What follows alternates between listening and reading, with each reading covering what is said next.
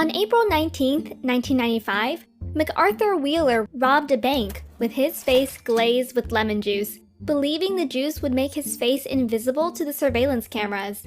He thought so because lemon juice works as invisible ink on a piece of paper. Police broadcasted the security camera footage on the local 11 o'clock news, and just after midnight, Arthur was arrested.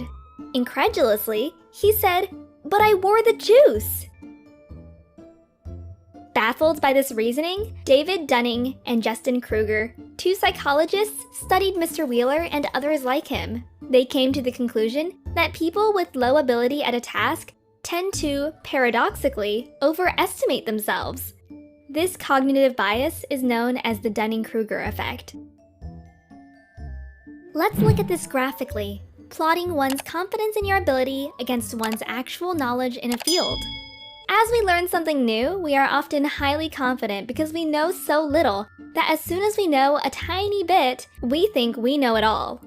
Those who stop learning here maintain a false sense of mastery. Those who continue learning realize things are more complex and often lose motivation. And the more they increase their knowledge, the lower their confidence becomes.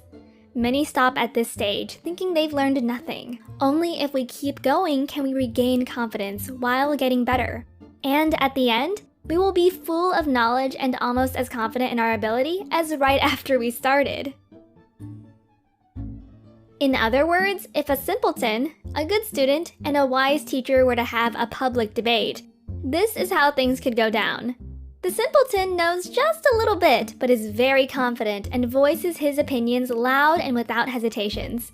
The student knows more, but doesn't realize it because she lacks confidence. She keeps quiet. The teacher is confident, but understands how complex things really are. Hence voices his opinions with reservations. In the end, the simpleton wins the popular vote because he is so confident about being right, and people tend to trust certainty. Research from North America, Europe, and Japan suggests that culture plays a big role. From assessments of one's own ability to drive, we know that 93% of Americans think they are better drivers than average, while only 69% of Swedish think so. In Japan, on the other hand, people in general tend to underestimate their abilities as a strategy to see their underachievement as an opportunity to improve. Setting out on a journey of learning can be a daunting experience. What starts off as a leisurely stroll soon changes into an intense battle of willpower between you and an intimidating amount of knowledge. Do not give up. The longer you fight, the more power you gain, up until the point you win.